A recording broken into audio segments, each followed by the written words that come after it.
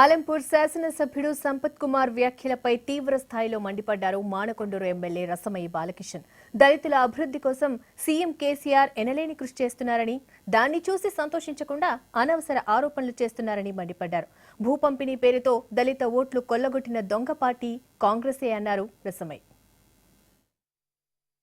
ఇవాళ దొంగలే దొంగ అంటే వాళ్ళకి ఎందుకంత భుజాలు తడుముకుంటారో నాకు అర్థమైతలేదు. ఇవాళ ఒక్కటి ఇంకా దళితుల పేరు చెప్పుకొని శవాల మీద ప్యాలాలు ఏరుకున్నటువంటి సందర్భాన్ని మేము ఇంకా సహించం దళిత బిడ్డలుగా అని చెప్పేసి ఈ సందర్భంగా ఒకటి కోరుకుంటూ ఒక్క మాట, ఇది మేమన్న మాట కాదు, ఇండ్ల గురించి చర్చ వచ్చినప్పుడు సంపదనకు ఒక మాట నేను గుర్తు చేస్తున్నా. 120 మందికి నిజమే మేము బాగా ఇండ్లు కట్టించినామంటారు కాంగ్రెస్ వాళ్ళు. మూడు రంగుల గోడలకు 3 కండువాలు వేసినట్టు 3 రంగులు కొట్టారు. ఒక్క మాట నేను అడుగుతున్నా, 120 మందికి నిజమే ఇచ్చిరంట పక్క ఇల్లు, కట్టుకున్న ఇళ్లకు వాళ్ళు పెట్టుకోలే కిటికీ తలుపులు. ఇది ఎవరో కాదు, మీ పాలమూరి బిడ్డ గోరేటి వెంకన్న రాసిన పాట యాద్ చేసుకొని మీ ఇండ్ల మీద మీరు కట్టించినటువంటి ఇండ్ల మీద ఇలా మేము అడుగుతున్నాం. ఇవాళ మీ పాలమూరు బిడ్డ రాసినటువంటి పాట సాక్షిగా ఒకటి అడుగుతున్నాం. ఇలా మా ముఖ్యమంత్రి గారి గురించి ఒక మాట అన్నారు, వారు ఓపిక వినాలా మీరు. మేము అధ్యక్ష అర్ధగంట సేపు మేము మౌనంగా భరించినాం. ఒక దళిత బిడ్డగా మా గుండెలు అలసిపోతూ ఉంటే కూడా మేము భరించినాం. ముఖ్యమంత్రి గారు ఓ నిర్ణయం ఊరికే తీసుకోలే. నేను ఇవాళ ఇలా సభా సాక్షిగా ప్రపంచానికి అందరికీ తెలుసు, ఇవాళ ఒక పాట నాతోని రాయించుండు. ముఖ్యమంత్రి గారు దళిత చైతన్య జ్యోతిలో నాతోని పాట పాడించుండు. ఆ పాట కూడా వారు స్వయంగా విని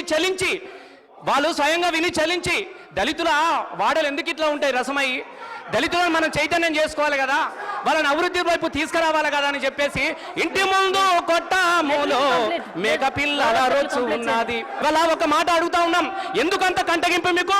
దళితులకు 3 ఎకరాలు ఇచ్చిన పంచిపెట్టినందుకు ఇవాళ మీ కళ్ళు చూసి మండిపోతా ఉన్నాయి. ఇవాళ మేము గర్వపడతా ఉన్నాం.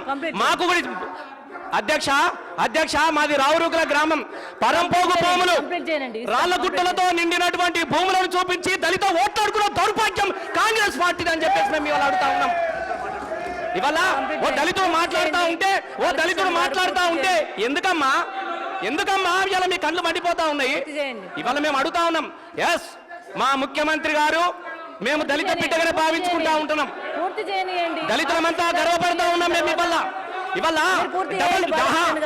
మీరు పెట్టుకున్నటువంటి ఇల్లు అవినీతమైనప్పుడు మాకు డబుల్ రేట్ బెడ్రూమ్ కట్టిస్తున్నందుకు మీ కళ్ళు చూసి ఓర్వలేకపోతా ఉన్నాయి. మరి దళితులకు మేము ఉండద్దా? మేము గొప్పగా బతకద్దా? ఎందుకు మా కళ్ళు తీసి మా వేలు తీసి మా కంట్లో పడిచే ప్రయత్నాన్ని మానుకోవాలని చెప్పేసి హెచ్చరిస్తా ఉన్నాం మీకు.